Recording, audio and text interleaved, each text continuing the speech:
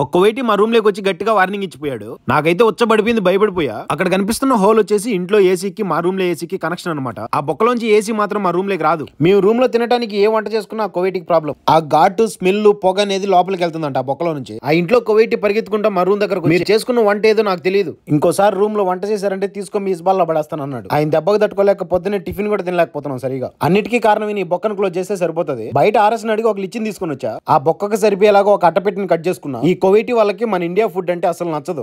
ఎందుకంటే మనం తినే ఏ కర్రీ అయినా కొంచెం కారంగా ఘాటుగా మసాలాలు అయ్యి తట్టించి చేసుకుంటాము. వీళ్ళు ఎప్పుడు చూసినా మటన్ చికెన్ సప్పిడి కూరలు తింటా ఉంటారు కాబట్టి ఎర్రగడ్డ వాసన ఎక్కువ మసాలాల వాసన అంటే తట్టుకోలేరు వాళ్ళు. మీరేం చేస్తారు నాకు తెలియదు. ఇంకోసారి స్మెల్ వచ్చిందంటే ఇంట్లోకి మిమ్మల్ని ఈ రూమ్ లో కూడా ఉండ నేను మీ బాబా వాళ్ళకి చెప్పి పంపించేస్తాను ఇక్కడి నుంచి అన్నాడు. ఒకవేళ మీకు అంతగా చేసుకుంది నాకు మిచ్చితే పైకన్నా వెళ్ళండి, లేకపోతే బయటకి వెళ్ళి చేసుకుంది. కడుపుకు తినే అన్నం దగ్గర కూడా వాళ్ళ పర్మిషన్ ఉంది. ఆ బొక్కనైతే క్లోజ్ చేసేసా. ఇంకేం చేసుకుందిన్నా లోపలికి పోదు వాసన. అంతా మన మంచిగా సర్దుకోమాటం తప్ప ఏం చేయలేదు. ప్లీజ్ మీరు వీడియోకి లైక్ చేసి సబ్స్క్రైబ్ చేయండి. ఉంటా, బాయ్.